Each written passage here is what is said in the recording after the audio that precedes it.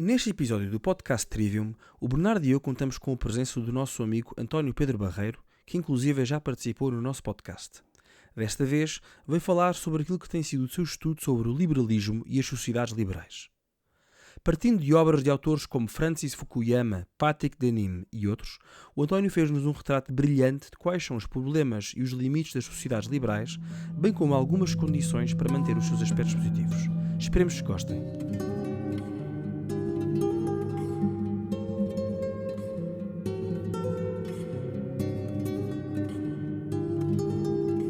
Olá a todos, sejam bem-vindos a mais um episódio do podcast Trivium, onde dois pais de família falam sobre a sua procura por aquilo que é bom, belo e verdadeiro. O meu nome é Bernardo e, como sempre, comigo está o Vasco. Vasco, tudo bem? Tudo ótimo, Bernardo. Mais um episódio. Estamos aqui em grande forma. É Depois, verdade, depois de ver se meses de conseguimos. descanso, voltamos aqui em força. E hoje com mais um convidado. Hoje com um convidado, hoje temos connosco um convidado muito especial. É um convidado que dispensa apresentações, viveu a sua infância fora de Lisboa, depois veio para Lisboa estudar, esteve no seminário, viveu na residência universitária de São Nicolau e hoje trabalha na Assembleia da República. André Ventura, bem-vindo ao nosso podcast.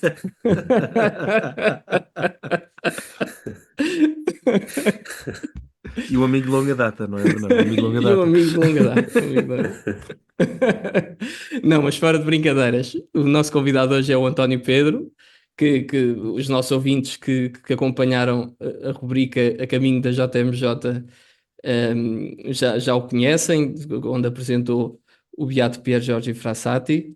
É um grande amigo nosso, um grande amigo meu padrinho de casamento, natural de Alcobaça, fez a licenciatura e o mestrado em Ciência Política, no IEP, onde foi galardoado com o prémio Alexis Tocqueville, e neste momento está a terminar o mestrado integrado em Filosofia e Teologia na Universidade Católica, foi secretário executivo do Instituto Superior de Direito Canónico, membro do Conselho Nacional de Educação, seminarista entre 2019 e 2024 e hoje é assessor do Presidente da Assembleia da República.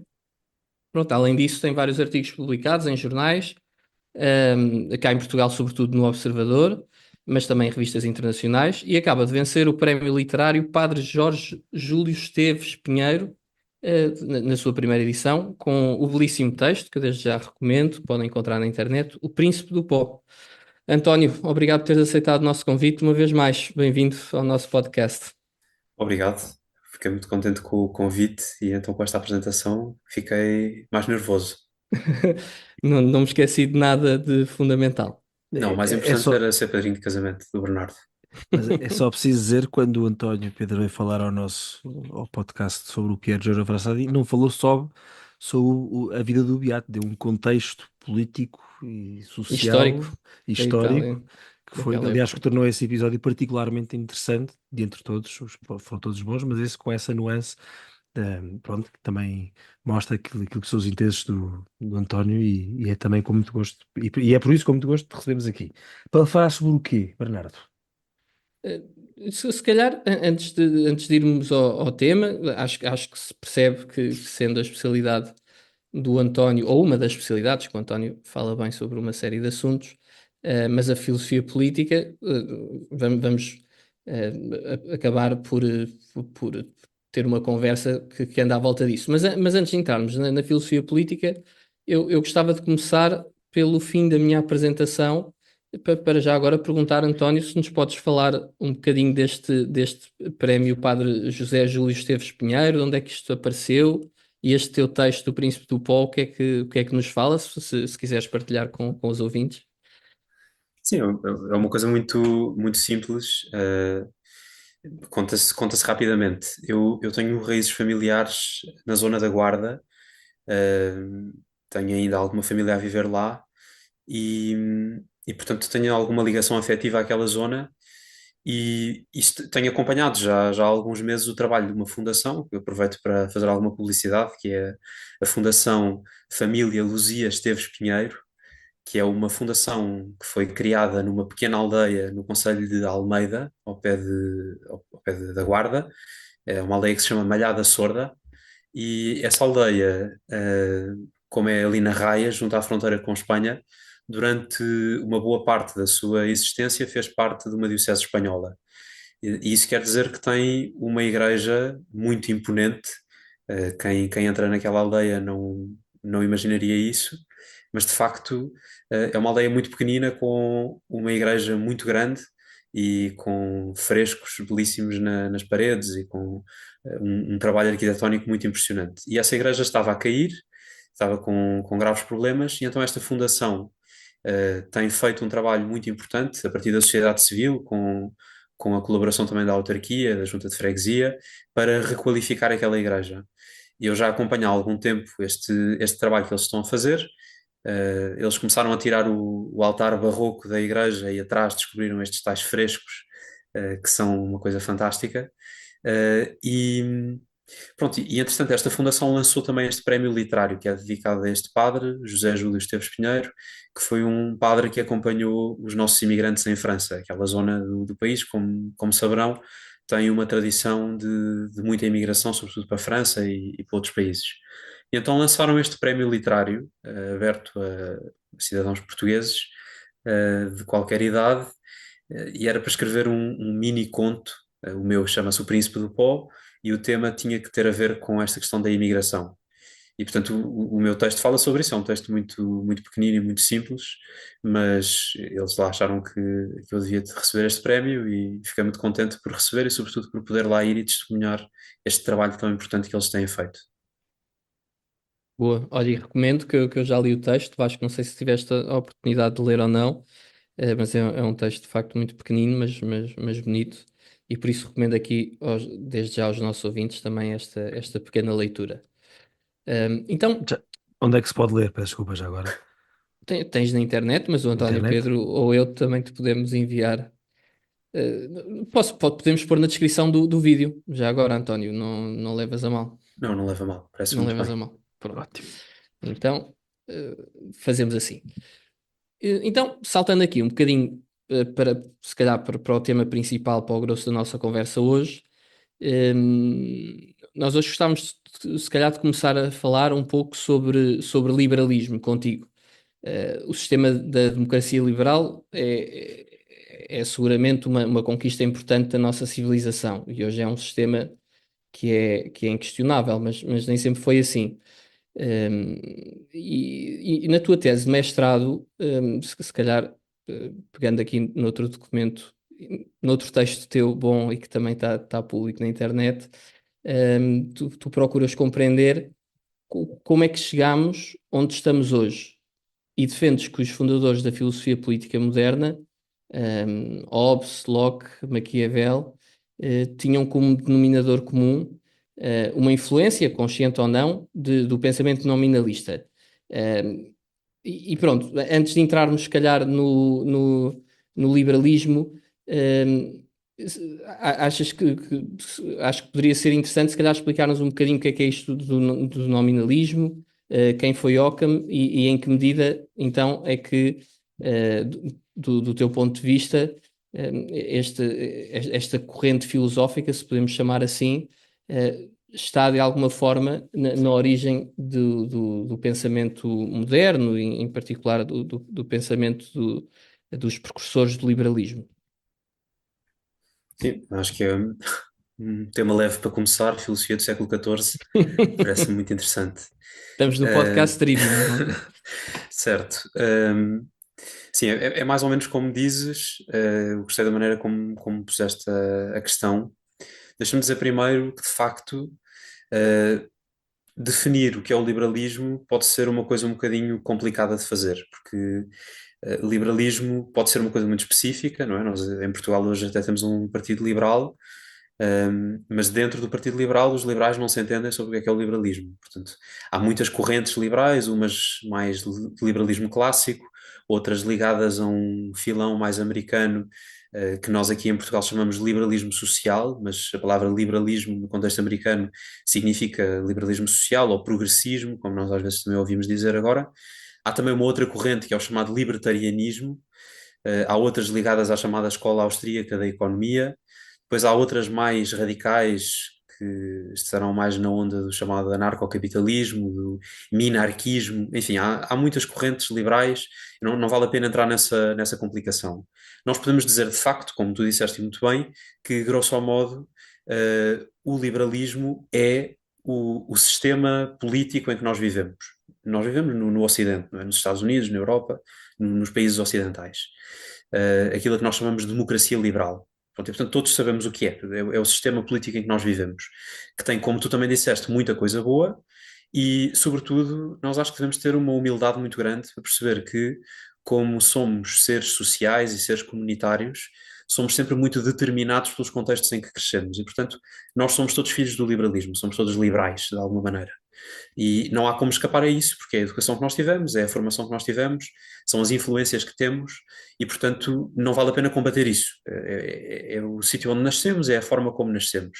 Podemos naturalmente pensar criticamente sobre o sistema em que estamos, mas também com a humildade de perceber que estamos a estudar uma doutrina com séculos de existência e, portanto, temos que reconhecer os bens que ela tem e procurar olhar também para alguns males e procurar remediá-los. Pronto.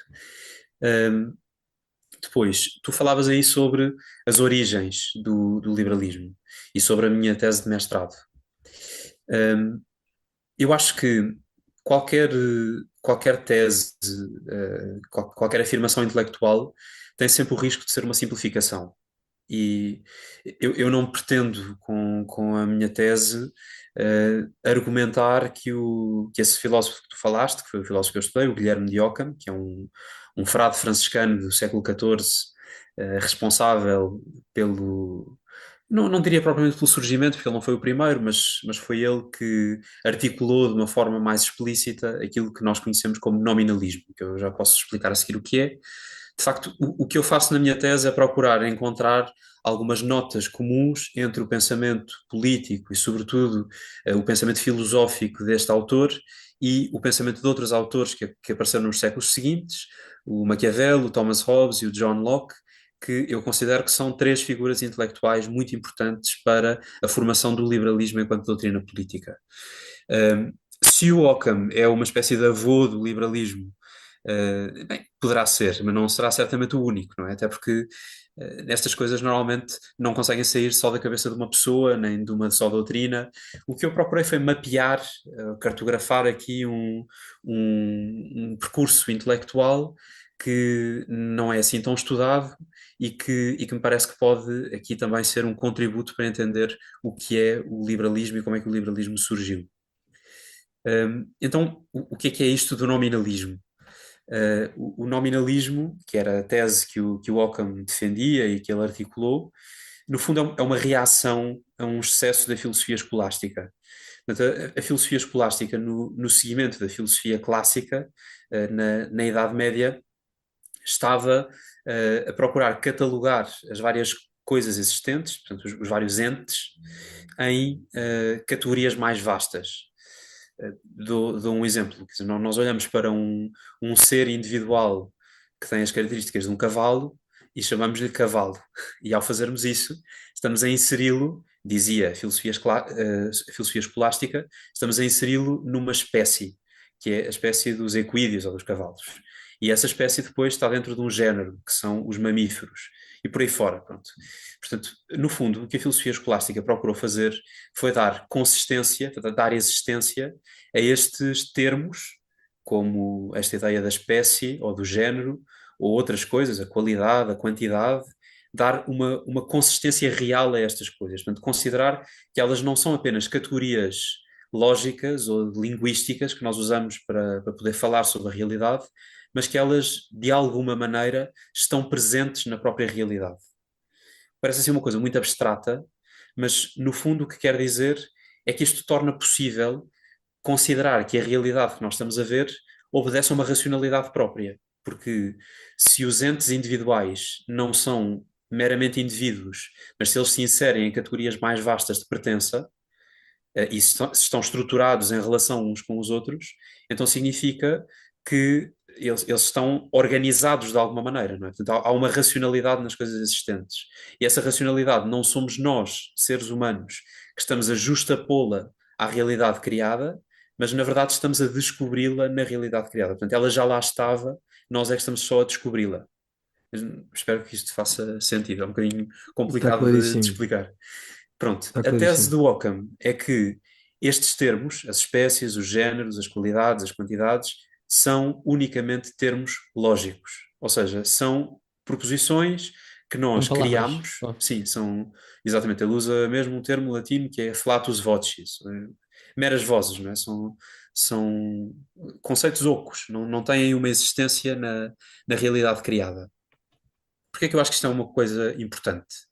Porque os três filósofos que eu falei, o Maquiavelo, o Hobbes e o Locke, além de terem uma teoria política, também tinham uma teoria antropológica e uma teoria linguística, não é? Portanto, antes de falarem sobre o projeto político que eles idealizavam para a sociedade, eles falavam sobre o que é o homem, como é que o homem comunica com os seus semelhantes e como é que, a partir dessa comunicação, constrói uma rede de sociabilidade. Pronto. Um, e isto pressupõe que, em função daquilo que eu pensar sobre o homem e em função daquilo que eu pensar sobre as relações entre os homens, a minha teoria política também vai ser diferente. Pronto. E é isso que está aqui em jogo. Portanto, Aristóteles achava que o homem era, por natureza, um animal político. E era um animal político porque, antes de ser político, já agora a palavra político para os gregos não quer dizer que ia para o Parlamento discursar. Político quer dizer que vivia numa comunidade política, numa polis. Portanto, diríamos hoje é um animal social. Mas é um animal social, um animal gregário, um animal comunitário, porque é um animal racional. Essa é a tese do Aristóteles. Portanto, nós juntamos-nos com seres semelhantes a nós porque partilhamos de uma razão comum. Simplificando e transformando um bocadinho, atualizando o argumento aristotélico, o ponto é esse. Nós usamos a linguagem para descobrir um património comum. Pronto. Nós olhamos para Thomas Hobbes, por exemplo, e o que ele pensa sobre a linguagem é completamente diferente. O que ele diz é que havia um estado de natureza antes de antes de existirem comunidades políticas como nós as conhecemos hoje, em que aquela frase clássica do Thomas Hobbes, sei que vocês fizeram um episódio com o Francisco Garcia sobre o Leviatã, portanto não vou cair no erro de vos tentar explicar Hobbes depois de terem falado com o maior especialista que nós temos em Portugal sobre o assunto, mas Ele sentir-se-ia lisonjeado. sim, e com toda a razão. Mas, no fundo, há aquela frase clássica do Hobbes de que o homem é o lobo do homem, não é? Portanto, em estado de natureza, há uma espécie de relação adversarial e competitiva que é o que faz parte da natureza humana. Portanto, a natureza humana, ao contrário do que o Aristóteles achava, não é a vida comunitária, gregária. O homem não está feito para viver em comunidade, está feito para andar em guerra permanente, guerra de todos contra todos. E é preciso criar o Estado para controlar esse impulso originário do homem para a guerra de todos contra todos. Portanto, esta é a tese do Hobbes. Mas como é que ele chega aqui? Porque antes disso tem uma teoria da linguagem. E a teoria da linguagem do Hobbes segue aquilo que o Occam pensava. Portanto, é uma. Eu estou a simplificar isto muito. Eu Claro. sei que se houver aqui algum especialista a ouvir isto, vai lançar mãos à cabeça. Portanto, convido-os, que quiserem aprofundar o assunto, a poder ler a tese, porque depois eu suporto isto com passagens um bocadinho mais desenvolvidas e procuro explicar melhor. Mas, no fundo, o que o Hobbes está a dizer é que os homens usam a linguagem para darem nome às coisas, impõem um nome às coisas e, nomeando as coisas, passam a controlá-las. E depois vão jogando esse controlo que têm sobre as coisas uns contra os outros. Portanto, a linguagem, em vez de ser uma espécie de património partilhado entre todos para melhor comunicarem, é uma ferramenta de domínio que eles usam uns contra os outros. É profundamente diferente e influencia muito a teoria política que cada um deles constrói. Portanto, porque é que vale a pena estudar um filósofo do século XIV que fala sobre metafísica e categorias lógicas e coisas assim? Porque eu considero que, falando sobre essas coisas, encontramos os fundamentos mais fundamentais, por assim dizer, das teorias políticas modernas. O meu ponto é esse. Agora, faço outra vez esta ressalva, eu não acho que o Occam seja a única influência destes autores, nem acho que tenha sido a Claro. principal. O meu ponto não é esse. O meu ponto é destapar esta ligação, que se calhar não estava tão visível antes, e que eu acho que vale mesmo a pena pôr a nu, porque mostra uma outra dimensão que não se estava a ver antes. Fica claro. Já agora, e se conseguiste também, sucintamente, porque é que escolhes já agora estes três autores como pais do pensamento político moderno, o Locke, o Hobbes e o Maquiavel. Eu não, eu Tu não não escolhes, são diria, sim, considerados. eu não diria que eles são os pais do pensamento político moderno. Poderia haver muitas outras sugestões. Estou-me a lembrar, por exemplo, do Descartes, que seria aqui um nome muito importante a ter em conta, talvez não tanto para o pensamento político, mas certamente para a filosofia moderna. Certo. E estou-me a lembrar, claro, do Rousseau, que é um bocadinho posterior, mas que também é muito importante, sobretudo para perceber o contexto francês, não é? Um, eu escolhi estes três porque eram três autores que tinha estudado no curso, portanto, a razão foi sobretudo essa. Eram autores que eu conhecia melhor e que, pronto, e nos quais encontrei de facto esta ligação, mas há sempre hipótese de procurar noutros autores e Uhum. provavelmente outras ligações aparecerão, quer com Ockham, quer com outros autores. Ok. Saltamos então alguns séculos, olhamos para o mundo de hoje. Como chave de leitura, podemos se calhar ir buscar a Fukuyama, aquela noção de the end of history, ou aquele conceito nietzscheano de The Last Man. Quer dizer, se calhar um bocadinho no final do século XIX e início do século XX estávamos deslumbrados com o estado do mundo, aí durou 14 anos. Se calhar no final dos anos 80 estávamos outra vez deslumbrados, a achar que era o fim da história, mas hoje olhamos à nossa volta e claramente o próprio Fukuyama tem a impressão que entretanto já pediu desculpa porque diz que já não se revê naquele artigo de 1989. Ou seja, olhamos um bocadinho para o mundo de hoje e ficamos com a impressão que depois de todo este entusiasmo, parece que esse tal sistema que falávamos ainda há bocadinho, que chamamos de liberalismo, parece que o sistema falhou. Concordas com esta visão ou acompanhas Patrick Deneen quando nos diz que o liberalismo, neste sentido lato, funcionou, mas este é o resultado, o verdadeiro resultado do liberalismo? Essa pergunta é complexa e com muitas referências, mas boa, uma boa pergunta. Eu acho que vale a pena, se calhar, antes de responder, passar aqui um bocadinho em revista o que é o liberalismo neste sentido mais lato que nós estamos a dar. Portanto, estamos a falar de uma ideologia política que surgiu nos séculos XVI, XVII e XVIII, e que apareceu em reação àquilo que existia antes, em reação às estruturas sociais como elas eram entendidas antes destes séculos.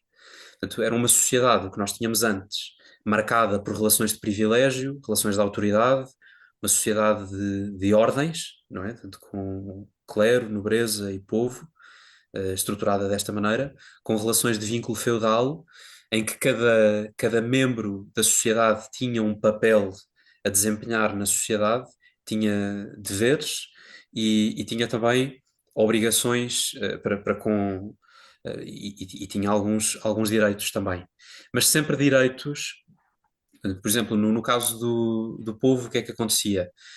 Havia várias cidades em alguns pontos da Europa, sobretudo no norte de Itália, mas também aqui com os concelhos em Portugal, os forais, as cartas de foral que eram concedidas aos concelhos. O que é que isso significava? Significava que aquela terra gozava de um conjunto de isenções, de privilégios, de vantagens que eram exclusivamente suas, só se tinham naquela zona. Portanto, mesmo quando existiam direitos, liberdades, imunidades, essas coisas todas que nós gostamos imenso de ter, existiam não como um direito universal, mas como uma coisa circunscrita a um determinado território, a um determinado contexto e por uma determinada razão. Portanto, como uma concessão do soberano e não como um estado natural que exista. O liberalismo virou isto tudo do avesso. Portanto, trocou completamente a forma como estas coisas funcionavam. E o que é que criou? Criou uma sociedade em que a base, o princípio de tudo, é este conceito que é novo, que é o conceito de indivíduo. Portanto, o liberalismo apareceu descobrindo o indivíduo como agente político e como titular de direitos. E disse que o indivíduo, quando nós dizemos indivíduo, é uma forma genérica de falar de qualquer pessoa, não é? É um conceito que nós usamos para poder querer dizer o Vasco, o Bernardo, o António, a Maria, qualquer pessoa. O indivíduo não tem particularismos, não é o cidadão do concelho A, B ou C, não é o súbdito deste rei ou daquele senhor feudal, é o indivíduo abstrato, o indivíduo enquanto categoria abstrata. Este indivíduo, pelo simples facto de existir, pelo simples facto de ter sido criado, diz-nos o liberalismo, tem alguns direitos, que são direitos naturais e direitos inalienáveis, ou seja, não podem ser alienados, não é? Direitos como a vida, a liberdade, a propriedade, a igualdade perante a lei, a procura da felicidade, dirá a Constituição Americana. Portanto, isto é uma forma completamente diferente de entender uh, as relações políticas.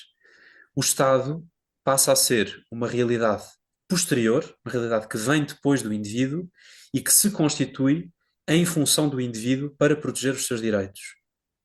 E como é que nós explicamos e legitimamos a existência do Estado? Também aqui há uma alteração, não é? Na sociedade anterior, na tal sociedade feudal, de ordens, nós tínhamos um Estado, uma autoridade política, que se legitimava no costume, ou que se legitimava na hereditariedade, ou no, como é que é de dizer, na unção divina, não é? Portanto, havia algumas sociedades em que era assim, o rei era ungido pelas estruturas eclesiásticas, e isso fazia com que ele gozasse de uma espécie de direito divino. Naturalmente depois limitado, ninguém tinha, quando nós dizemos poder absoluto, não quer dizer que tinha o poder todo, quer dizer que tinha um poder absoluto no sentido de absolvido, porque estava acima da lei. Não havia nenhuma lei a constranger o soberano. Quando usamos o poder absoluto, queremos dizer isso, não queremos dizer que tinha os poderes todos. Na verdade, era impossível ter os poderes todos numa sociedade onde não havia a tecnologia que existe hoje, não é? Portanto, hoje é que é fácil ter os poderes todos. Na altura, tinham sempre que se haver com muitos contrapesos. Enfim, mas havia este Estado na sociedade anterior, que era um Estado fundamentado nestas relações de legitimidade. O liberalismo vem dizer que o princípio de legitimidade do Estado tem que ser outro. Tem que ser o consentimento dos governados. Ou seja, só é legítimo alguém exercer o poder se os seus concidadãos aceitarem ser governados por aquela pessoa. E por isso é preciso criar processos através dos quais seja possível operacionalizar esta relação de consenso, esta relação de aceitação de que o outro governe sobre mim. Pronto, e é assim que nós depois vamos construindo as democracias modernas. Há algumas tentativas de democracia direta, depois começa-se com sufrágios censitários, depois, enfim, até se chegar àquilo que nós hoje temos, que são grandes democracias em que nós todos de vez em quando vamos votar e podemos eleger os nossos governantes e todos aceitamos a legitimidade desses governantes, mesmo que não tenhamos votado neles e que não gostemos. Pronto, portanto, a legitimidade dos governantes vem do consentimento dos governados. Mas num ponto mais fundamental, a própria existência do Estado também tem que ser justificada. E ela é justificada através deste arranjo, deste artifício, do qual já falei um bocadinho há pouco, que é a ideia do contrato social. Portanto, a ideia de que nós, no princípio, não tínhamos uma relação de comunidade, no princípio estávamos todos separados, éramos só indivíduos, e depois, para proteger os direitos individuais, para acabar com um estado de guerra de todos contra todos, instituímos um soberano e criámos esse soberano através do contrato social, que é uma espécie de consentimento artificial pelo qual os governados aceitam a existência do Estado. Isto são coisas fortes e poderosas que estão na base da forma como nós nos organizamos hoje como sociedade. Estou só aqui a dizer coisas que são óbvias para todos nós e que nós damos todos por adquiridas, mas que fazem parte da nossa maneira de viver, não é? Posso dizer mais algumas. Por exemplo, separação de poderes, São não é? poderes. Portanto, a ideia de que ninguém deve ter o poder todo. A forma de garantir uma democracia e uma sociedade liberal que permanece é ter, em primeiro lugar, um texto constitucional, portanto, deixa de haver um soberano que está acima da lei e toda a gente está submetida à mesma lei fundamental, e depois equilibrar e dividir os poderes, não é? Portanto, o poder judicial, o poder executivo, o poder legislativo, e todos eles estão separados e são detidos por pessoas diferentes.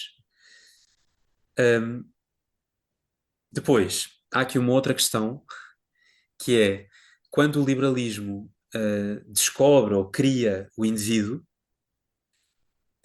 isto vai fazer com que a sociedade se organize de tal maneira que nós passamos a acreditar que existe em torno de cada indivíduo uma espécie de espaço de imunidade, um espaço privado que é só daquela pessoa. E por isso é que temos estas grandes máximas de moral pública que nós todos praticamos, como a tua liberdade acaba onde começa a liberdade do outro, não é? Esta ideia de que cada um de nós tem uma esfera, que é uma esfera dentro da qual é livre e pode prosseguir o seu próprio projeto de vida sem que ninguém se ponha no seu caminho, não é? Sem que ninguém belisque a sua liberdade. E construímos até esta ideia de que nós podemos fazer o que queremos, podemos articular o bem da maneira como nós desejarmos, podemos procurar o nosso próprio conceito de felicidade, desde que não prejudiquemos outras pessoas. Pronto, isto é o tipo de ideias que fizeram um grande caminho na nossa sociedade e que fazem mesmo parte da maneira como nós vemos o mundo. Pronto, e isto será assim uma tentativa minha de descrever os fundamentos da sociedade liberal tal como ela era, tal como ela foi pensada desde estes grandes patriarcas do liberalismo, do Thomas Hobbes, do John Locke, e os outros liberais, o Montesquieu e os outros de que fomos falando. Entretanto, falaste aí do Fukuyama. O Fukuyama escreve de facto um artigo que se chama O Fim da História, depois transforma-o, creio, em livro, e transforma-se em O Fim da História e o Último Homem, que tem essa componente já mais antropológica. É curioso, eu dizia há bocadinho que isto acontece com o Hobbes e acontece com o Locke e acontece com o Maquiavel, que é antes de definir uma teoria política, vou à procura do que é que eu tenho a dizer sobre o homem. Antes de definir o que é que eu acho que o governo deve ser, vou perceber o que é que eu acho que o homem é. E o Fukuyama, de alguma maneira, também faz isso. Portanto, ele precisa de encontrar uma antropologia para servir de base ao seu projeto político. E vai encontrar essa antropologia em Nietzsche. E daí esse conceito do último homem, The Last Man, que é uma coisa que ele retira da filosofia nietzschiana. Depois, mais à frente, podemos falar um bocadinho sobre o que é isto do Last Man, se quiserem. Mas interessa-me mais ir agora, só para não prolongar também demasiado, interessa-me ir a esta questão do que é o fim da história. No fundo, quando acaba a Guerra Fria, quando cai o Muro de Berlim, o liberalismo não tem no mundo inteiro nenhum adversário à sua altura. Ao longo do século XX já teve as propostas da chamada terceira posição, portanto, o fascismo, o nacionalsocialismo, as várias críticas que vinham da direita mais nacionalista, ele derrotou-as, pronto, sem que elas se conseguissem levantar outra vez. Depois houve a crítica comunista, que até surgiu filosoficamente anteriormente, não é? Antes desta terceira posição, por isso é que ela se chama terceira, porque já havia duas, mas de facto também durou mais tempo, não é? Demorou mais tempo a ser derrotada. E cristalizou-se ali na União Soviética e noutros países de satélite, e depois em 89, com a queda do Muro de Berlim, de alguma maneira cai este projeto de sociedade. Portanto, a União Soviética ainda durou mais algum tempo, mas este projeto de sociedade, esta ideia de que era possível o mundo inteiro ser organizado não segundo a economia capitalista, mas segundo a economia comunista, não segundo as liberdades e os direitos naturais do liberalismo, mas segundo a luta de classes e a economia planificada e a sociedade coletivista, conforme propunha o comunismo soviético, essa ideia caiu, não é? Com a queda do Muro de Berlim e com aquela visão de todas as pessoas a fugirem do lado de lá para o lado de cá, percebeu-se que quem vivia debaixo daquele sistema não queria viver ali. E, portanto, isso fez com que caísse toda a pretensão de que aquele sistema fosse uma alternativa à nossa maneira de viver. E é isso que dá origem a esta ideia do fim da história. Portanto, o Fukuyama o que faz é dizer a história, para avançar, precisa de ter uma tese e uma antítese para depois produzir uma síntese. Já não há mais antíteses. Isto é um mecanismo do Hegel Do que ele Hegel. adotou, não é? Já não há mais antíteses. Já só temos uma tese, que é o liberalismo. Mas o que é que pode acontecer agora? Mais nada. A história vai acabar. A história acabou, já não tem mais força motriz. No futuro até pode voltar a vir a ter, mas não é expectável que isso aconteça. E de facto, ele descansou com esta visão. Acho que foi um bocadinho ingênuo, como tu dizias há bocadinho. Também vale a pena fazer justiça, porque nem toda a gente foi ingênua nesta altura. Havia muita gente que não acreditou nada nesta tese. Mas o Fukuyama, de facto, enfim, acreditou, ou quis acreditar. E hoje nós estamos a começar a perceber que esta previsão do Fukuyama não se verificou. De facto, a história nunca chegou a parar e hoje em dia certamente não está parada. E isso, então, voltando à minha pergunta, eh, isso é, isso é o suficiente para nós dizermos que o liberalismo falhou, ou seja, foi um fracasso este projeto de liberalismo e temos de o substituir por outro? Ou qual é que é uma postura sensata face a esta observação, não é? A observação da realidade, de percebermos que de facto a história não acabou, como é o que é que tu dirias? Eu acho que a postura sensata que eu posso ter é dizer não sei, porque nós, de facto, acho que em relação à história temos que ter muita humildade e, e perceber que não controlamos o rumo dos acontecimentos, não é? Há esta ideia nos progressistas de que o rumo da história é aquele que eles já decidiram à partida que vai ser. E, portanto, quando a coisa corre no sentido que eles queriam, estamos a progredir. Quando estamos a ir contra aquilo que eles pensam que é bem, estamos a regredir. Eu acho que isso é uma arrogância muito grande, porque os grandes movimentos históricos são muitas vezes surpreendentes. Ninguém acreditava no início dos anos 80 ou no final dos anos 70 que a União Soviética não durava mais do que 10 anos. Havia um movimento nos Estados Unidos, que depois passou para o resto da Europa, que dizia num slogan em inglês, Better red than dead. Portanto, mais vale ficarmos vermelhos do que sermos mortos. E de facto, a gente chega a 1989 e percebe-se que nem vermelhos nem mortos. De facto, ganhámos a Guerra Fria. E alguns, anos antes, achavam que isso era impossível. Portanto, convém, em relação à história, termos aqui alguma humildade e não acharmos que conseguimos prever. Agora, é verdade que há alguns sinais de esgotamento deste modelo. E, sobretudo, começa-se a ver um bocadinho por todo o mundo tentativas de encontrar coisas diferentes. Olhamos, por exemplo, para a Índia, para a China, para a Rússia e encontramos tentativas de encontrar uma nova ordem geopolítica, uma nova ordem mundial, não é? Olhamos para a Argentina e vemos um presidente claramente numa linha libertária a tentar provar que o liberalismo económico nunca foi realmente tentado e quando for tentado vai realmente funcionar. Mas olhamos para o El Salvador, que é um bocadinho acima, e temos um cenário completamente diferente, não é? Um Estado securitário que foi ali montado com uma figura política aparentemente muito popular, mas que está a tentar coisas completamente diferentes do que é típico ali na América Latina. Aqui na Europa também temos muitas tentativas à esquerda e à direita de propostas políticas que são muito diferentes daquilo que tem sido habitual nas últimas décadas. Portanto, o que nós conseguimos dizer é que há muita gente à procura de fórmulas políticas para o século XXI. O mundo está a mudar muito e nós não sabemos quais é que elas vão ser. Mas a pergunta que tu fazias é muito interessante, é perceber.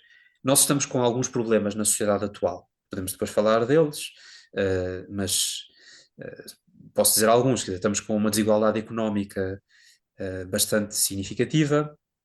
Mais do que desigualdade económica, estamos a viver as consequências sociais e políticas dessa desigualdade, porque nós estamos com classes sociais que já não se compreendem umas às outras. Portanto, os mais pobres só se dão com pessoas do seu nível de rendimentos e do seu nível cultural, e os mais ricos idem aspas. Portanto, não se compreendem uns aos outros, vivem vidas cada vez mais separadas. Temos uma epidemia de individualismo, de solidão, de anomia social, temos uma crise das estruturas familiares, mesmo nos sistemas educativos, vemos os referenciais educativos a baixarem muito, não conseguimos educar para a virtude, não temos uma visão partilhada do bem, não temos uma relação saudável com o mundo criado. O Papa Francisco tem chamado muitas vezes a atenção para a importância de termos uma ecologia integral, que significa ter uma visão agradecida pela realidade que nós temos à nossa volta, pela realidade criada, mas também pelo nosso próprio corpo, em vez de termos a pretensão de o podermos mudar e transformar. Enfim, portanto, e depois a própria tecnologia, não é? Que nos suscita novos desafios éticos aos quais nós não conseguimos responder porque já não temos uma moral partilhada. Portanto, há uma série de problemas que nós estamos a sentir hoje e alguns deles, muitos deles, conseguimos ver que têm alguma relação com o sistema liberal. Mas isso suscita uma perplexidade, que é porque é que o liberalismo funcionou ao longo destes séculos todos, porque é que nos trouxe prosperidade, liberdade, um bom nível de vida, melhor do que qualquer outro que tenhamos tido ao longo dos séculos, porque é que isto funcionou durante tanto tempo e agora está a dar estes problemas? E isso é uma pergunta muito interessante. O Einstein dizia: nós devemos fazer as perguntas que nunca foram feitas para termos as respostas que nunca foram obtidas. Portanto, vale a pena fazer perguntas. E este autor de que tu falavas, o Patrick Deneen, tem uma tese muito interessante. Ele faz esta pergunta, não é? Porque é que o liberalismo funcionou durante séculos e neste momento não está a funcionar? Bem, porque durante séculos o liberalismo estava suportado por um conjunto de práticas, por um conjunto de arranjos sociais, por um conjunto de predisposições morais e políticas que vinham da sociedade anterior. E ao longo do tempo, o liberalismo não conseguiu educar para a virtude, não conseguiu manter vivos esses pressupostos. Eram pressupostos pré-liberais e o liberalismo não conseguiu reproduzi-los, não conseguiu encontrar estruturas que reproduzissem essas coisas. O liberalismo não tem. É-lhe indiferente o que é que nós pensamos moralmente, mas convém-lhe ter um povo moral. O liberalismo é-lhe indiferente o que nós pensamos religiosamente, mas convém-lhe ter um povo religioso, porque a coisa funciona melhor, se for assim. E podemos ir a outros exemplos. E a verdade é que, por lhe ser indiferente a nível de princípios, ele não conseguiu encontrar dentro de si e produzir as ferramentas para que esses comportamentos que ele achava estimáveis e louváveis se fossem mantendo.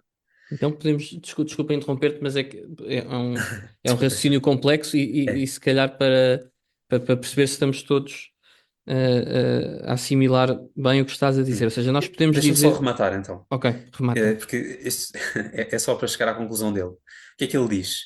O liberalismo, na verdade, o que aconteceu foi que ele se tornou mais liberal ao longo dos séculos. Cada vez mais liberal. Deixou de ter estes contrapesos que vinham da sociedade anterior, tornou-se cada vez mais liberal. E, portanto, o problema não é o liberalismo estar a falhar. O problema é que o liberalismo está mesmo a funcionar. Isto é o funcionamento normal do liberalismo. Isto que nós estamos a ter agora, com as coisas boas, mas também com as coisas más, isto é o liberalismo, é o que o liberalismo provoca. Se ele não for temperado por outras coisas, e depois posso desde já dizer isto, depois, se não houver oportunidade, fica já dito. Eh, eu não subscrevo inteiramente esta tese do Patrick Deneen, mas acho-a muito interessante e vale muito a pena falarmos sobre ela. Ele não é um antiliberal, ele não quer acabar com o liberalismo. Ele quer introduzir dentro do sistema liberal alguns aspectos que ajudem a temperar o liberalismo e que consigam ir buscar estas ferramentas todas que o liberalismo, de que o liberalismo precisa para continuar a existir, mas que ele em si mesmo não tem a capacidade de gerar. Ele não consegue gerá-las. E portanto, se ele ficar sozinho, sem nenhum contrapeso, sem nada que o equilibre, ele vai cair sobre o peso sobre o peso das suas próprias contradições, porque ele não consegue gerar estes comportamentos de que ele depois precisa. Eu espero que isto tenha sido um bocadinho mais claro. Ou seja, o que Posso queres só. dizer. Vasco, força, força. Desculpa, é muito rápido, verdade, mas, ou seja, Ninguém me quer ouvir hoje.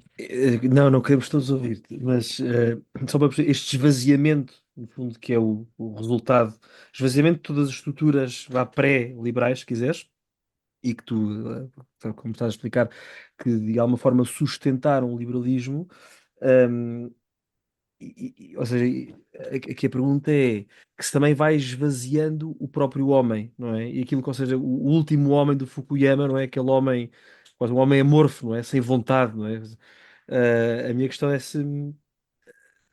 para perceber se é isto que estás a dizer, ou seja, se o liberalismo criou este homem sem vontade, este homem sem capacidade de mudar e que, enfim, um conformista absoluto, só para perceber se é isso que produz o liberalismo. Desculpa. Não, não, não. Eu acho isso uma ótima pergunta, porque de facto acho que é importante concretizarmos um bocadinho mais, não é? Porque é fácil quando falamos sobre filosofia, as coisas de repente ficam muito abstratas e quando ficam muito abstratas podem ficar desligadas da realidade. E eu acho que isso é um risco. Um, vou tentar dar um exemplo. Nos Estados Unidos, aqui há uns anos, aconteceu um momento que para a direita americana foi um momento que eu acho que vai ficar mesmo para a história. que foi, eu creio que foi no Texas, já não tenho a certeza, mas fiquei com a ideia que tinha sido lá. Houve um conjunto de bibliotecas públicas que começaram a promover uma coisa chamada Drag Queen Story Hour, que era uma espécie de hora do conto em que ia uma drag queen ler uma história para as crianças. Eu já tive isso numa empresa onde trabalhei. Pronto. Eh, Obviamente eu não fui, nem nenhum dos meus filhos, como deve ficar claro, mas não é só um fenómeno americano. pronto, mas isto começou às tantas e de repente ehm, houve um tipo, um senhor que é o Sorab Amari, que é um imigrante do Irão, que tem um percurso intelectual e até religioso muito interessante, vale muito a pena conhecê-lo, ehm, que escreveu um artigo numa grande revista americana em que dizia isto é uma coisa completamente inaceitável. Nós temos de ter recursos morais para poder dizer que isto é inaceitável. E depois percebeu-se, porque começaram várias pessoas, mas sobretudo um que é o David French, que é um grande nome, um nome clássico do conservadorismo americano, do liberalismo clássico americano, que veio dizer não, calma lá, nós também não podemos impor às pessoas, não é? Se os pais estiverem de acordo, não pode ser o Estado a dizer que não pode ser, não é? Não pode o Estado proibir.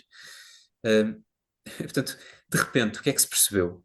Estes tipos eram conservadores, eh, tinham as intuições certas, queriam promover a família, a vida, tudo isso, mas chegava um momento em que eles não sentiam ter as ferramentas conceptuais necessárias para poder combater um mal, para dizer que um mal é um mal e que um bem é um bem.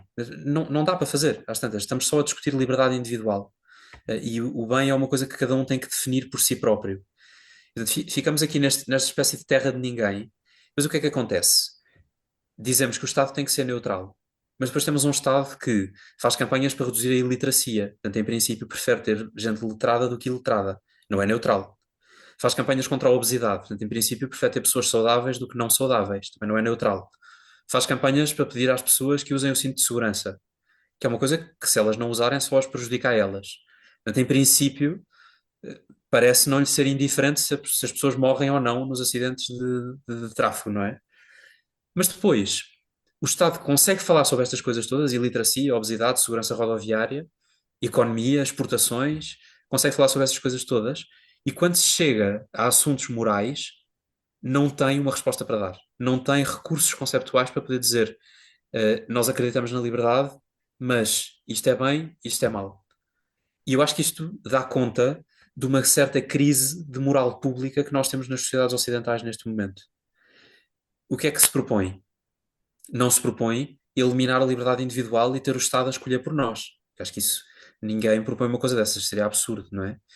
Mas, de alguma maneira, é preciso encontrar recursos para que estas questões morais deixem de ser discutidas apenas como uma questão privada, em que cada um define o que é o seu próprio bem, e nós passemos a articular estas questões em termos de bem público, de bem comum.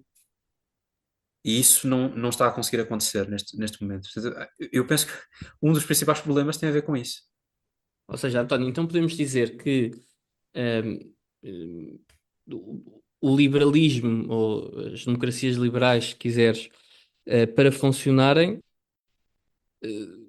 tem de se verificar, ou para funcionarem bem, pronto. eh, Depois entramos aqui no conceito o que é bem, não é?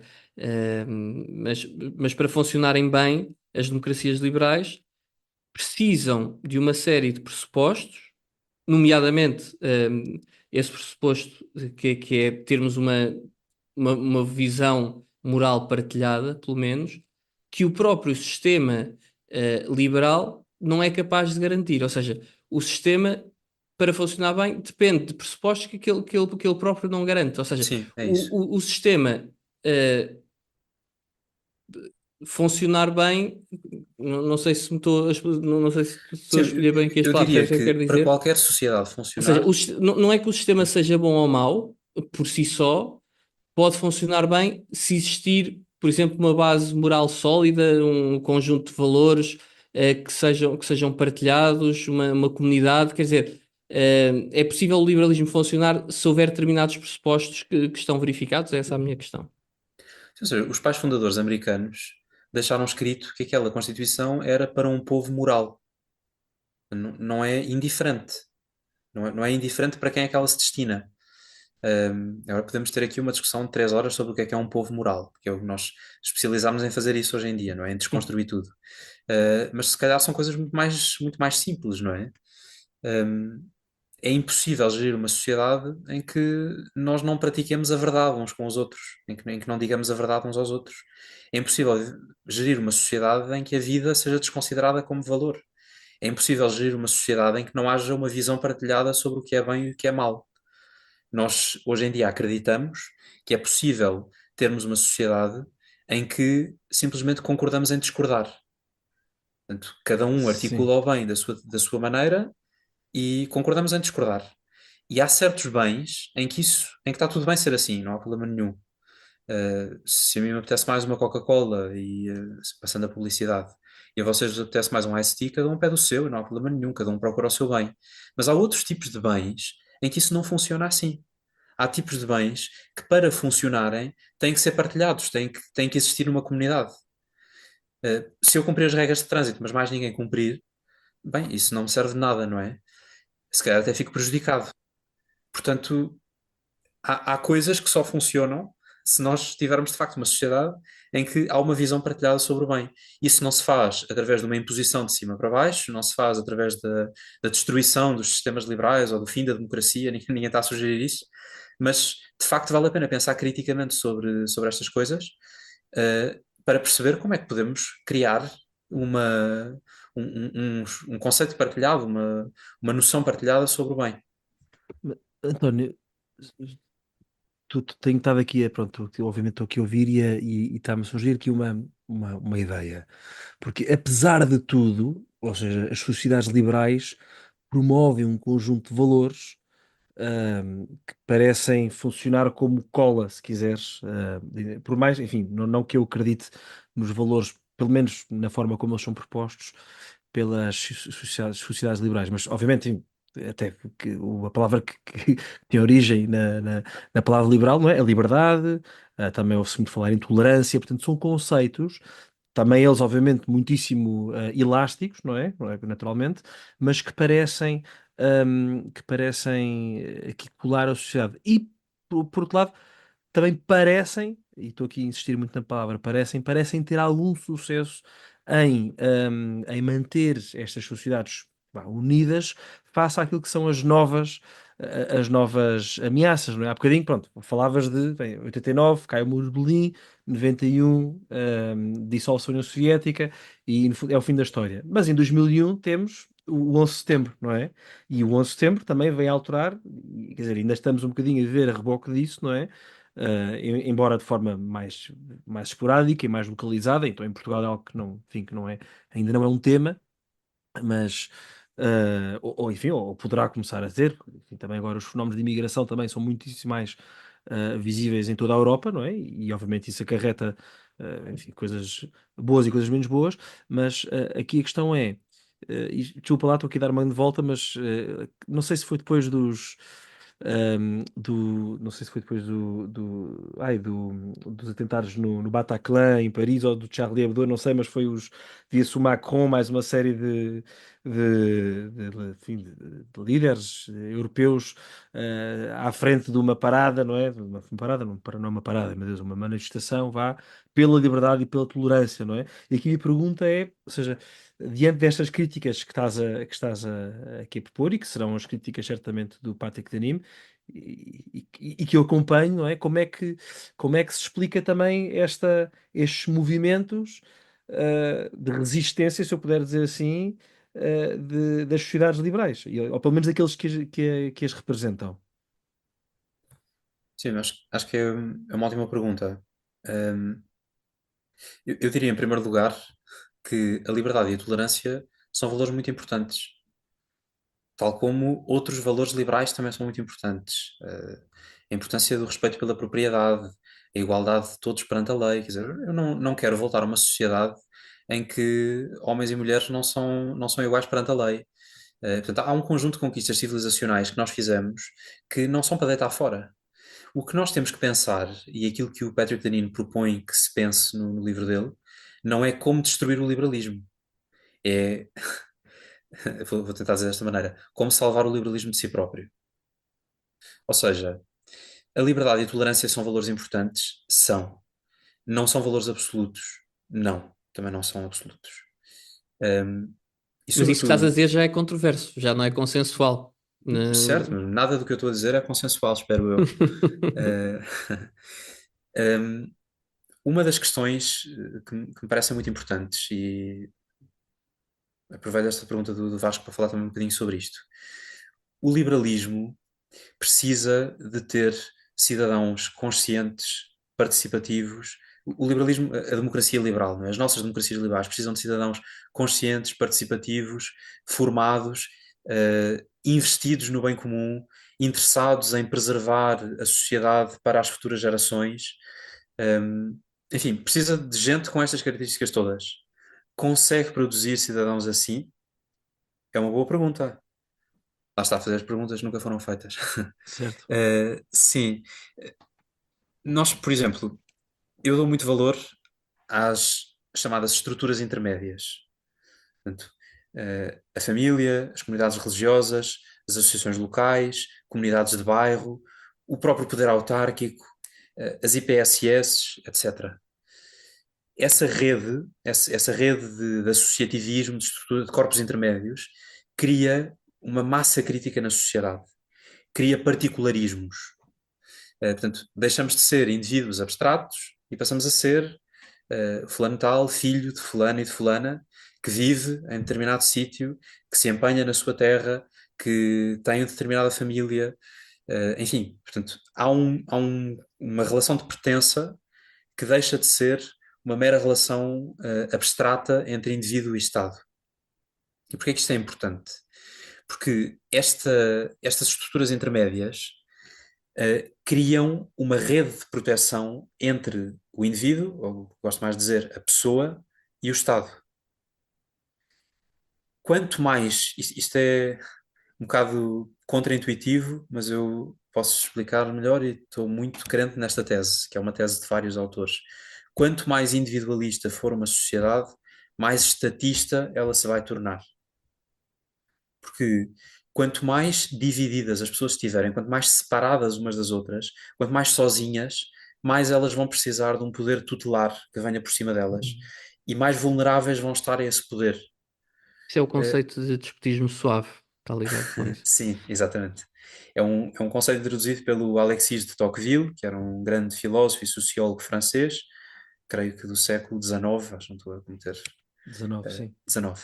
Ele foi visitar os Estados Unidos e tem um grande livro, um clássico da ciência política, que é o Da Democracia na América, e ele introduz nesse livro, ele às vezes começa a pensar sobre como é que poderia ser o despotismo do futuro. Já não seria o despotismo dos reis absolutos, que foi o que ele tinha conhecido, mas ele o que vê é um imenso poder tutelar a agigantar-se em cima de uma massa de homens que, aos quais esse poder tutelar providencia tudo, não é? Uma casa, comida, um trabalho, todas as coisas de que eles possam precisar, desde que eles se mantenham numa espécie de infância acrítica, desde que não questionem o poder. Isto é uma visão um bocadinho, talvez, exagerada, mas, de facto, historicamente isto aconteceu de alguma maneira, não é? Porque nós temos o período mais individualista da nossa história, que foi o século XIX liberal, e logo a seguir temos os totalitarismos do século XX. Temos massas de operários que estavam, durante séculos, estiveram enraizadas nas suas terras, com comunidades de pertença, com famílias, com uma horta, com uma pertença própria, e de repente foram lançados nos bairros industriais das cidades, altamente vulneráveis à propaganda de organizações marxistas, e portanto entraram em sindicatos, fizeram revoluções proletárias.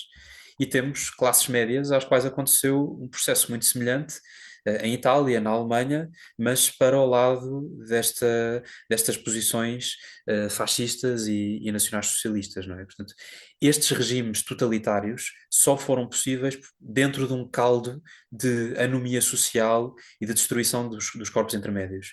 Não é por acaso que uma das primeiras coisas que o nazismo ou o comunismo procuraram fazer foi sempre destruir estas estruturas e colonizá-las, não é? Portanto, tomar conta delas e fazer com que elas passassem a pertencer ao Estado e reproduzissem a ideologia oficial do Estado.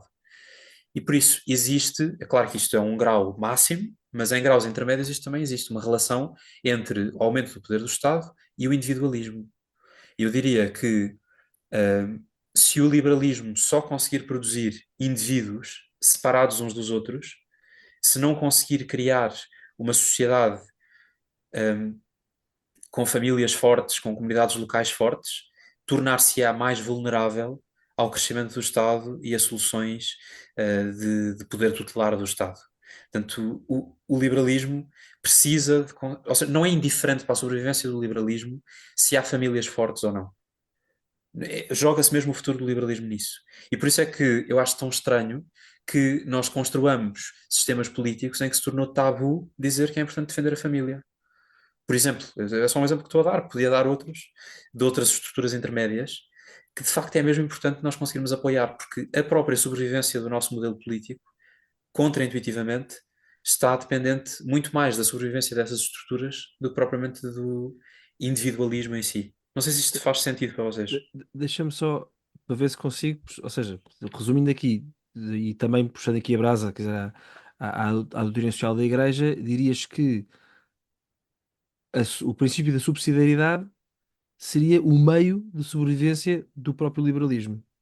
O É princípio da isso ou percebi mal? subsidiariedade e já agora os outros princípios da doutrina social da Igreja, pois Sim, estão estou a dizer todas as mesmas coisas, o subsidiariedade no princípio do bem sentido comum, o princípio da solidariedade. de acordo, mas estou a dizer no sentido, ou seja, de garantir que, ou seja, de possibilitar à pessoa associar-se enfim, ao nível mais atómico da sua existência, não é? Atómico seria a melhor palavra, mas Já estás a e remeter criar outra essa. vez para o individualismo atomizante.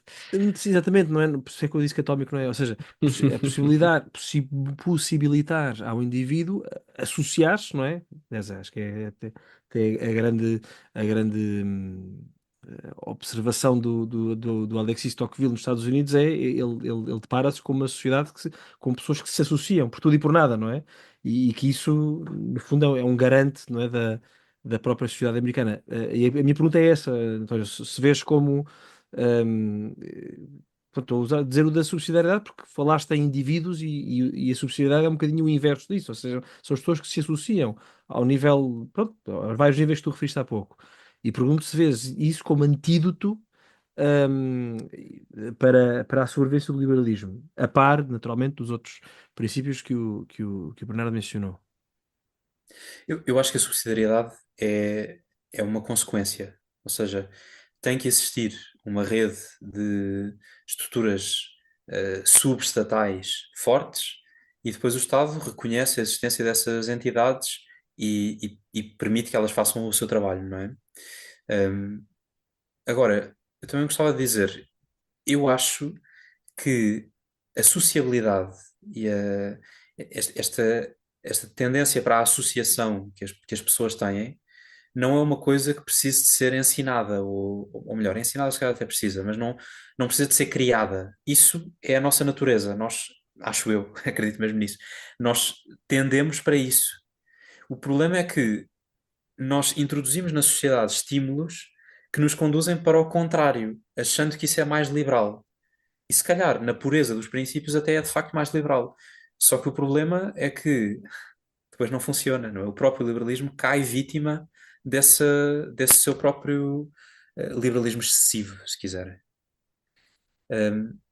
E isto faz com que exista depois uma espécie de pressão de cima e de cima e de baixo, não é? De poder do Estado e atomização da sociedade a partir da base. E isto é uma pressão sobre a sociedade como um todo. Não é só o liberalismo que não funciona, é a própria sociedade que acaba por não funcionar.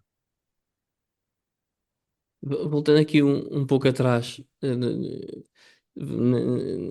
naquela conclusão a que estavas a chegar, que eu acho que é interessante se calhar explorarmos um bocadinho, quando dizias, e diz-me se estou a resumir mal, mas quando dizias, ao fim e ao cabo, que os dois polos, eh, um individualismo exacerbado, atomizante, e o estatismo totalitário, se quiseres, autoritário, eh, podem acabar por ter o mesmo efeito prático, não é? Acabar por terminar numa sociedade em que existe apenas o homem e o Estado, né? Na abolição das estruturas intermédias, da noção de comunidade, das suas regras orgânicas, quer dizer, tudo isso é substituído pelo Estado. Um, Quer dizer, eu acho que esta tese é uma tese que é forte, que se calhar não é intuitiva, mas que eu acho que vale muito a pena aprofundar e perceber. Porque se calhar à primeira vista, muitos de nós podíamos pensar que, quer dizer, o liberalismo é o oposto dos regimes totalitários do século XX, não é? E de alguma forma é, mas sem os tais pressupostos que falávamos há pouco, pode nos levar ao mesmo resultado prático dos regimes estatistas. É assim ou não? A ideia é que estas duas pulsões reforçam-se mutuamente. Quando desaparece aquilo que está no meio, o indivíduo passa a estar completamente à mercê do Estado. Eu creio que a forma mais fácil de explicar isto é até com um conceito bastante liberal, que é a ideia dos contrapesos. Não é? O sistema liberal Checks and balances. assenta em Não, freios e não há, contrapesos. em português não Eh, capta freio contra Exato. freio. E portanto, os liberais normalmente são muito sensíveis a essa necessidade de ter, por exemplo, os juízes não são eleitos, ou o Parlamento é eleito num ciclo e o Presidente da República é eleito noutro, precisamente para garantir que nunca ninguém tem o poder todo, nunca é de uma assentada só que toda a gente ganha o poder. Na sociedade também é preciso haver contrapesos, uma imprensa livre, tribunais que funcionem, um poder autárquico que não seja coincidente com o governo central e também uma sociedade civil forte, o que significa ter famílias fortes. Não é indiferente, volto a dizer, não é indiferente para o sucesso do sistema liberal que existam famílias fortes, com espírito crítico, com liberdade para educar os seus filhos. Não é indiferente para o sistema liberal que exista associação de bairro ou de aldeia, não é? Que as pessoas se conheçam umas às outras, que se interessem pelo destino umas das outras. Isso não é indiferente. Porque senão, quando vamos todos votar, cada um vai só pensar no seu próprio bem individual e não vai estar a pensar no vizinho que se calhar precisa que pensem nele. E portanto, esta articulação do bem, encontrarmos formas de articular o bem que não tenham só em conta os nossos interesses mais imediatos, mas que sejam capazes de integrar também os interesses das pessoas que estão à nossa volta e que não são iguais a nós, e também uma consciência viva do passado, que é uma coisa que muitas vezes o liberalismo tem dificuldade em integrar, porque é muito abstrato. E, portanto, tem dificuldade em dar conta da realidade histórica de um país. De perceber que o país vem deste sítio, teve este percurso, já aconteceram estas coisas, há esta herança, há este legado à altura do qual nós queremos estar. E também a noção do futuro. Portanto, muitas vezes ficamos a discutir ganhos imediatos, vantagens de circunstância, em vez de estarmos a discutir o longo curso das coisas. É muito difícil, numa democracia liberal, nós votarmos a pensar em daqui a 2 gerações. Eu acho que é quase impossível nós termos estímulos no sistema que consigam integrar os interesses dos nossos netos. Sobretudo porque a maior parte das pessoas nem sequer vai ter netos. Portanto, ainda fica mais difícil. Numa sociedade sem natalidade, ainda fica mais difícil. E por isso, nenhuma destas coisas é indiferente para o futuro do sistema como um todo. O ponto é só esse. Espero que tenha ido ao encontro da tua pergunta. Sim, e como é que isso liga com aquele conceito interessante de Foucault de panopticismo, não sei como é que vem das reflexões de Bentham sobre as prisões. Essa é uma pergunta gira. Eh, eu acho muita graça a juntar autores diferentes. E o Foucault é um autor diferente, claramente. É um autor que vem de uma tradição de esquerda radical, é um autor assim, um bocadinho subversivo, mas tem um livrinho engraçado que se chama Vigiar e Punir, que no fundo é um estudo dos sistemas prisionais.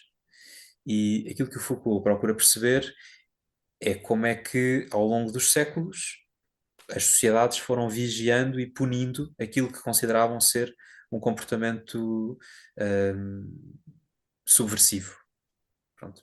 Como é que se foi articulando a consciência do que é aceitável e do que é inaceitável perante a lei e como é que se lida com os transgressores, como é que se vigia, como é que se pune. E ele chega, ele conta esta ideia do panóptico. O panóptico era um projeto, como tu disseste, do Jeremy Bentham, que é um grande liberal, um utilitarista, um amigo do John Stuart Mill. E o Jeremy Bentham propunha uma prisão, um modelo de prisão. Por acaso existe um em Portugal, não era uma prisão, era um hospital psiquiátrico, que era o Hospital Miguel Bombarda, em Lisboa, que está construído como um panóptico. O que é o panóptico? O panóptico é um edifício grande, em que todas as paredes dão para dentro e há celas em vários andares, todas viradas para dentro. Portanto, essas celas só têm uma abertura e essa abertura dá para o interior, dá para o centro do edifício. E no centro do edifício há uma grande torre. E essa torre tem um vigilante. Em cada uma das celas, o recluso não consegue ver os outros reclusos, só consegue ver a torre. E não consegue perceber se a pessoa que está dentro da torre está a olhar para ele ou não. E então ele vai sempre achar que há a possibilidade da pessoa que está dentro da torre, do guarda, estar a olhar para ele. Mas ele não consegue nunca confirmar isso. E portanto, isto é um sistema que está pensado para isolar o transgressor. Ele não consegue ter contacto com mais ninguém, está sozinho diante de um grande poder tutelar, que é invisível, é opaco. Não é? Ele não consegue perceber esse poder. Mas ele está lá e, portanto, ele comporta-se, o preso, o recluso, comporta-se como se estivesse sempre a ser observado. Isso quer dizer que ele começa a autocensurar-se, começa a educar-se a si próprio, sem ser preciso ninguém lhe bater, nem exercer nenhum tipo de violência sobre ele, mas ele começa a educar-se a si próprio para perceber o que é legítimo e o que é que não é legítimo. O que é que eu gostaria que o meu vigilante visse e o que é que eu não gostaria que ele me visse a fazer. O que é que eu tenho pudor que ele veja. Portanto, isto vai sendo internalizado por aquele recluso até ao ponto em que ele muda de vida. E a coisa descrita assim é completamente aterradora, como vocês podem pensar, sem nunca existir violência física. E aquilo que o Foucault diz é, ele pega neste projeto do Jeremy Bentham, que vinha lá da filosofia utilitarista, e diz: isto não é assim tão diferente daquilo que nós temos nas nossas sociedades hoje. Claro que ele está a exagerar um bocadinho, não é? Mas tem a sua graça esta ideia de, sobretudo hoje, com a tecnologia, a facilidade que nós temos de ter este, este grande poder a olhar para nós, sem nós sabermos se estamos a ser observados ou não, e autocensurarmos em função daquilo que achamos que ele pode estar a ver. E depois, neste registro, de absoluta solidão. Eu não posso falar com os outros para ver como é que é a experiência deles, porque aprendi a estar sozinho, não é? Portanto, destruíram essas redes de solidariedade que eu poderia ter. E concordas? Acho que vivemos nesse mundo panóptico.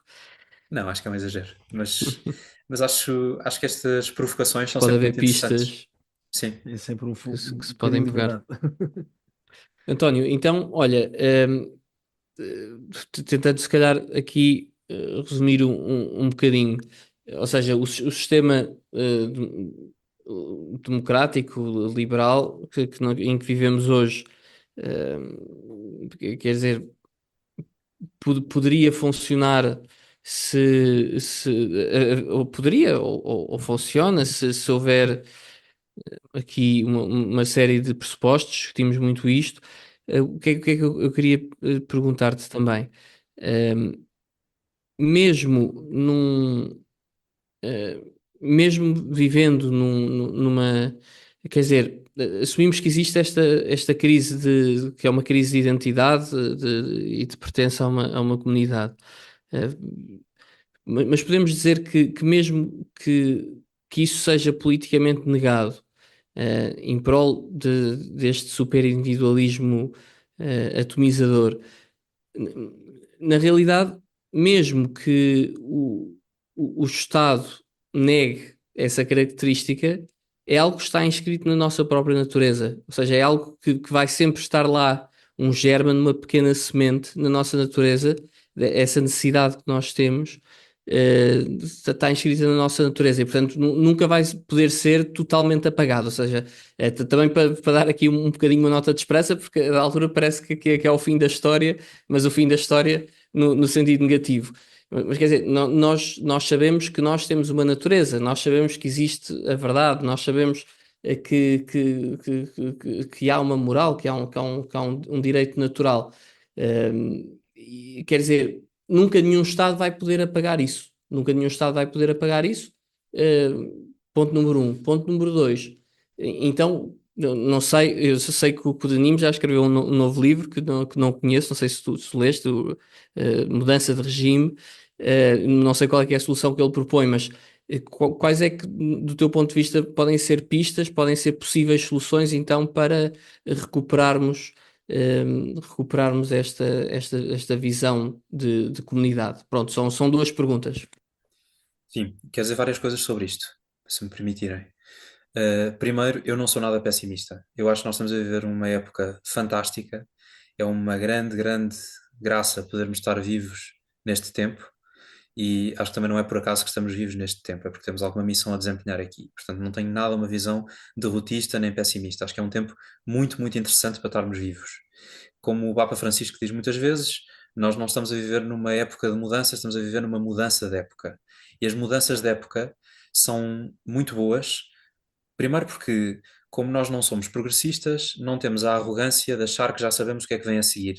Estamos dispostos a ser surpreendidos. Mas também, por causa disso, temos o grande desejo e o grande incentivo a poder participar na construção do que é que vem a seguir. E, portanto, acho mesmo que vale a pena pensar sobre estas coisas e procurar construir, mais do que destruir. Um dos problemas que eu tenho com este livro do Patrick Deneen, porque está a falhar o liberalismo, Why Liberalism Failed, um, eu acho a tese dele muito apelativa, acho-a muito interessante, muito provocadora, muito estimulante. Acho que tem um problema, que é, eu não tenho a certeza se, ao pronunciar a morte do liberalismo, nós não estamos a matá-lo. Ou seja, não tenho a certeza de que seja uma atitude muito conservadora estar a proclamar que o regime em que nós fomos criados, educados, em que estamos imersos, está morto. Também acho que não é propriamente isso que o Denino procura fazer. Ele procura encontrar remédios para problemas que ele diagnostica no liberalismo. Portanto, acho que é uma abordagem um bocadinho mais modesta do que simplesmente proclamar que todo este sistema está perdido e que temos que fugir para os montes. Também há algumas pessoas a dizer isso, até algumas com algum interesse, mas não é o ponto em que eu estou. Gostava também de dizer sobre este livro, que é um livro muito peculiar. O livro foi lançado em 2018, 2 anos depois da eleição do Trump, e também alguns anos depois do Brexit, e portanto apanhou ali um momento cultural em que estava toda a gente um bocadinho à procura de perceber o que é que podia estar por detrás destes movimentos. Um, o livro, no final de 2018, o Barack Obama costuma lançar uma lista dos livros que leu nesse ano e que mais o marcaram. Este estava lá. Portanto, o Obama, grande adversário do Trump, antecessor dele, recomendou o livro. O Cornel West, que é um professor universitário de esquerda radical nos Estados Unidos, que por acaso até se candidatou a presidente agora nestas eleições de 24, recomenda imenso este livro. E ele depois é também recomendado por bispos católicos, por grandes figuras à direita. Portanto, é muito estranho um livro que não é um livro só para dizer coisas com que toda a gente concorda, é um livro polémico, mas é um livro que suscita interesse à esquerda e à direita. E se eu quiser dizer se é um livro de esquerda ou de direita, tenho alguma dificuldade. Não sei. Não sei, porque é um livro que critica quer a esquerda, quer a direita. É um livro que procura reexaminar os próprios pressupostos da nossa convivência política comum. E, portanto, nesse sentido, acho que é um argumento ao qual vale a pena estar atento. Como disse há bocadinho, tenho alguns problemas com ele, sobretudo porque a minha tendência é mais conservadora do que rupturista, mas achei graça ao argumento e, portanto, acho que vale a pena, eu acho que é uma boa leitura. Depois, a tua segunda pergunta tinha a ver com as soluções. O Patrick Deneen, neste segundo livro, que é menos interessante do que o primeiro, mas também acho que pode valer a pena ler, o tal Regime Change, tenta criar um conceito que é o conceito de aristopopulismo. É uma coisa um bocado estranha, mas no fundo o que ele diz é, eh, nós tínhamos um conceito muito importante que era o conceito de aristocracia, que a maior parte das pessoas acha que tinha a ver com os ricos e os poderosos, os que tinham boas famílias, governarem, mas na origem do termo, aristocracia significa o governo dos excelentes, não é? O governo dos que são moralmente excelentes, dos que talvez pudéssemos dizer hoje, embora eu acho que temos de dizer com muitas aspas, o governo dos que têm mais mérito.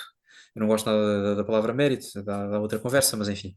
Temos um episódio sobre a tirania do Ótimo. mérito do Sandel, que acho que vale muito a Sandel, pena. sim. Eh, Pronto, mas no fundo o que é que ele quer? Ele quer que as elites sejam capazes de se interessar pelas necessidades do povo, simplificando a coisa. Portanto, criar mecanismos que façam com que nós consigamos atrair para a política os mais excelentes, mas tendo em conta os interesses de todos e não apenas os seus próprios interesses. Não tenho a certeza das soluções que ele aponta, mas acho que esta intuição pode ser boa. Portanto, a intuição de que diferentes pessoas, diferentes percursos de vida, diferentes classes sociais têm que estar mais ligadas umas às outras. E o futuro vai ter que passar por aí. Nós temos que voltar a conseguir articular uma noção partilhada de bem comum. E isso só se consegue se nos conhecermos uns aos outros. Neste momento não estamos a ser capazes de fazer isso enquanto sociedade, parece-me. Portanto, estou de acordo com ele nisso. Um, e isso também quer dizer que quando articulamos uma noção de bem, temos de o fazer de maneira mais abrangente. Temos de estar a pensar na sociedade como um todo e não no bem de uns em detrimento de outros. E isso é uma dificuldade. Também como nota de provocação, só uma outra coisa.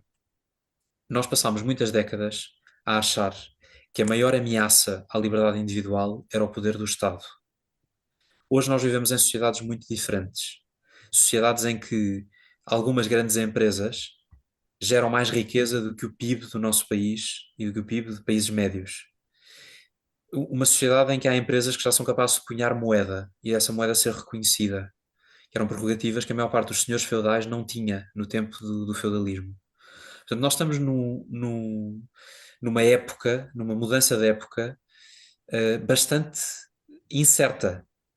E eu não tenho nada a certeza de que o poder do Estado continua a ser a maior ameaça possível à liberdade Hum, individual. sim, sim. Acho que poderá acontecer, talvez, como digo, resisto às previsões, porque acho que elas são sempre de eficácia limitada.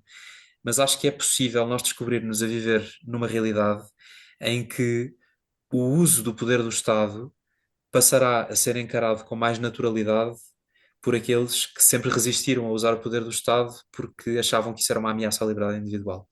E que, na verdade, o uso do poder político, do poder do Estado, pode ser feito sem complexos ideológicos para limitar o poder de alguns agentes privados que já são neste momento maiores do que os Estados e mais poderosos do que os Estados.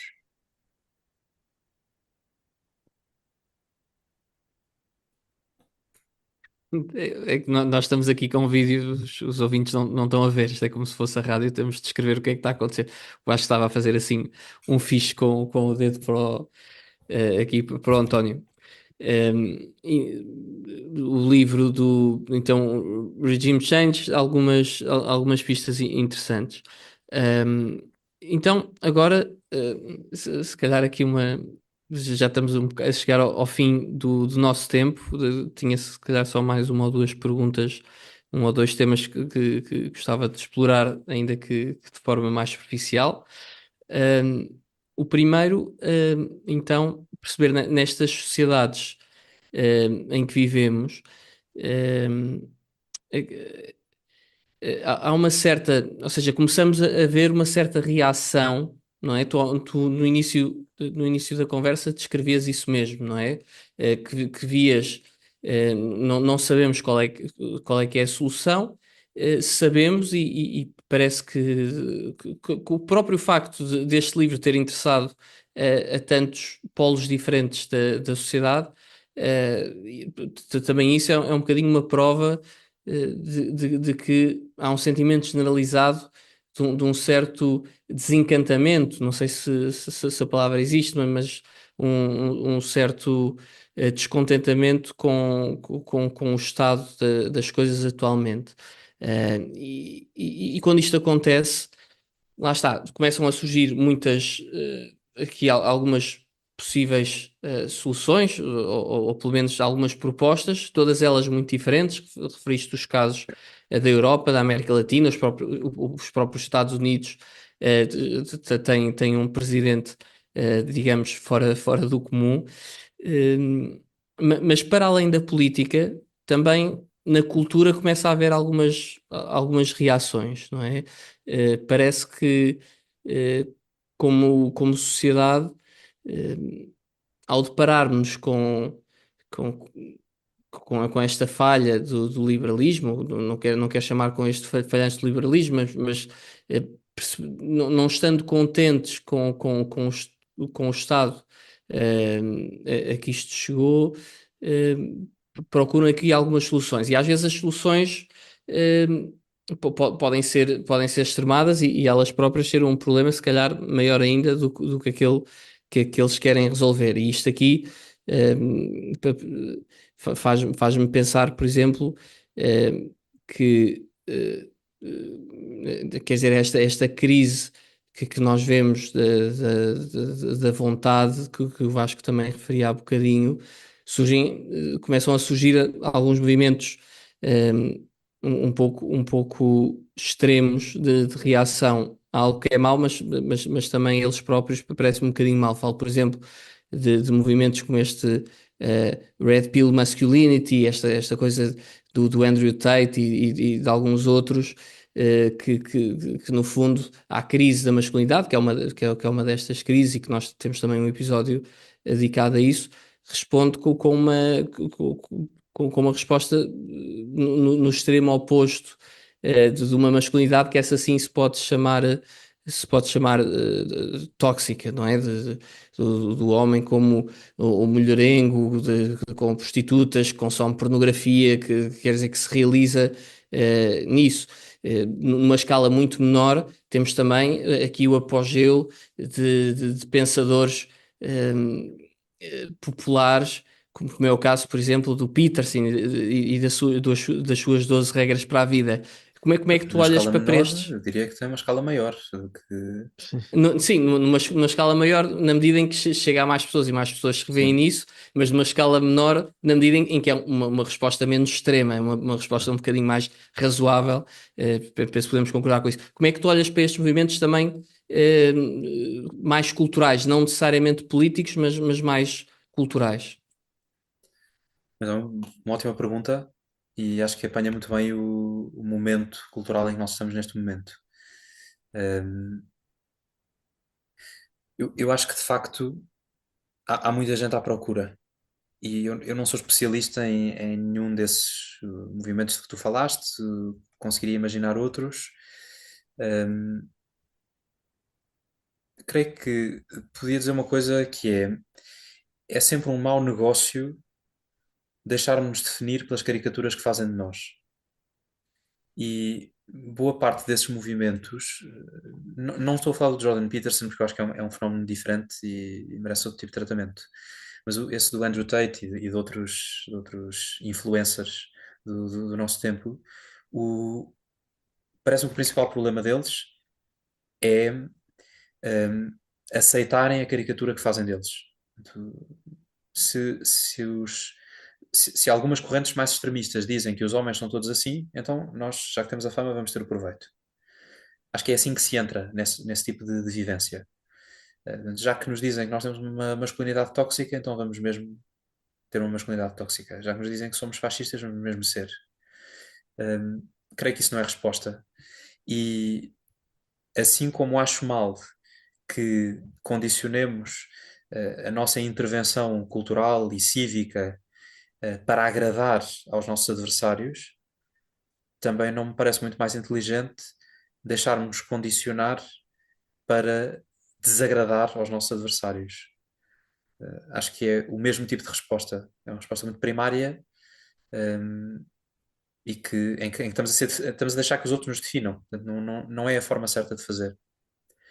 Um, depois, há uma outra coisa que gostava de dizer também, ainda regressando ao argumento do Patrick Deneen, se me permitirem. Eu disse há pouco que era um argumento que foi valorizado e ouvido à esquerda e à direita. Mas isso não quer dizer que ele trate bem a esquerda ou a direita. A tese dele é que esquerda e direita, dentro do sistema liberal, de alguma maneira estão um bocadinho feitas uma com a outra. Claro que ele não tem assim uma tese de uma grande conspiração, a questão não é essa. A questão é que, como todos partilham os valores liberais, de uma maneira ou de outra, todos estão a promover o mesmo caminho. Dou só um exemplo breve sobre isto, que tem a ver com a realidade americana, mas que penso que facilmente, sem pensarmos muito, conseguimos encontrar exemplos semelhantes aqui na realidade portuguesa. A direita americana, portanto, o Partido Republicano, eh, normalmente diz-se defensor da vida e dos valores familiares. No entanto, durante décadas, foi sempre contra a instituição de uma licença de maternidade paga. Os Estados Unidos são um dos pouquíssimos países no mundo que não tem licença de maternidade paga. Todos os estudos que existem sobre o aborto nos Estados Unidos nos dizem que esta é a principal razão para as mulheres abortarem. Falta de condições para terem os filhos. Portanto, não deixa de ser curioso que um partido que se diz e que de facto estima os valores da vida e da família, quando chega a este teste básico, que está em causa algum dinheiro, então preferimos defender a liberdade económica e a falta de restrições, a ausência de restrições à liberdade económica, do que defender a família, mesmo que isso ponha em causa, enfim, algum lucro das empresas. Enfim, e poderíamos dizer, bem, mas a esquerda de certeza que não fica quieta com isto. De certeza que não fica a ver, não é? Pois só que a esquerda, a partir do seu ponto de vista, que é o do liberalismo, mas o liberalismo mais progressista, completa o processo, porque também não é propriamente amiga da família, e portanto não o faz em nome da liberdade económica, falam em nome de outros valores, mas no fundo ambos estão a correr no mesmo sentido. Em vez de serem contrapeso um do outro, os dois se reforçam mutuamente. Um caminha no sentido do individualismo, o outro caminha no sentido do estatismo, mas os dois se reforçam mutuamente. E portanto, de facto, nós estamos num momento de mudança de paradigma, estamos num momento em que há muita gente à procura de outras respostas. Essa é a forma certa de interpretar este tempo, acho eu. E isso tem a ver também com algum esgotamento das soluções que estão disponíveis. Acho que isso se nota um bocadinho por todo o lado. Boa. António, nós costumamos sempre terminar. Vasco, não sei se há alguma pergunta que ainda gostasses de fazer. Não, estou fascinado aqui a ouvir. Não tenho neste momento não tenho Espero que os pergunta ouvintes nenhuma. estejam também Claro, fascinados como eu tu. hoje faço um bocadinho de ouvinte, mas está a ser ótimo. Gostei muito destas conclusões. E sobretudo já agora que é um pequeno comentário, esta ideia de que a direita e a esquerda, enfim, liberais, cada uma à sua maneira de se completarem, é uma ideia muito, muito interessante. E que demonstra até o paradoxo ou a contradição interna, não é? De um lado e do outro, não é? Defender Claro, e umas coisas e o seu são sempre contrário. simplificações, não é? Claro. Sim, Portanto, mas isto não é verdade em sim, tudo, de acordo, de mas, acordo, de acordo. mas eu penso que faz sentido ouvir a crítica do Patrick Deneen. Como digo, acho que ele não tem 100% de razão, mas há de ter alguma. Mas dizia, António, nós costumamos concluir também, como sabes, já cá vieste, que pedindo se calhar algumas recomendações de leitura. Já falámos de vários livros, falámos da Democracia na América, falámos obviamente dos livros do Patrick Denime. Mais algum livro que te ocorra agora que gostarias de recomendar a quem se interesse por esta discussão? Eu acho que posso recomendar muita coisa. De facto, o fundamental, acho que para acompanhar o episódio e para aprofundar os temas tratados no episódio, o fundamental é mesmo o livro do Denine, que se chama Why Liberalism Failed, ou Porque está a falhar o liberalismo, está publicado em É português em também. português. Uhum. Um, Penso que pode não fazer mal ler o livro do Fukuyama. Uh, acho que é bom ter contacto com ideias diferentes. O da Democracia na América, do Tocqueville, para quem tenha paciência para um grande calhamaço de Calhamaço. ciência política, quem tenha muito tempo livre, acho que é uma ótima leitura. E quem queira perceber um bocadinho o percurso autobiográfico de um líder político que é muito próximo do Patrick Deneen e que provavelmente tentará pôr em prática algumas das soluções pensadas por ele, poderá ler com proveito, creio que se chama Lamento de uma América em Ruínas, do J.D. Vance. Hillbilly Elegy, Sim, exatamente. é isso, sim. Que é o atual, ou melhor, está para ser o vice-presidente, o novo presidente dos Estados Unidos. Vice-presidente eleito. Exatamente. E, e pronto, acho que muito mais havia a dizer, mas concluímos assim este episódio, ficando na expectativa de que talvez o António no futuro possa voltar. Vasco, queres concluir tu? Quero, Pedro. Quer dizer aquelas coisas que só eu é que sei dizer. António, mais uma vez, muito obrigado. E continua a pensar, a falar e a escrever sobre estes temas porque tens uma, tens boa cabeça, pá. Pensas bem sobre estas coisas e é muito importante termos em Portugal pessoas que pensem assim e que de forma tão clara exponham aquilo que hoje expuseste de forma verdadeiramente pronto, muito bem exposta e espero um dia poder dizer magistral, se é que me percebes. Onde Deus quiser. E aos nossos ouvintes, agradecer também terem estado aqui connosco. Uma vez mais, coloquem like ou gosto, para não estar aqui sempre a usar os inglesismos do costume. No episódio, partilhem, enviem-nos também as vossas sugestões, comentários, mas acima de tudo, que as vossas vidas sejam uma procura por aquilo que é bom, belo e verdadeiro. Até à próxima.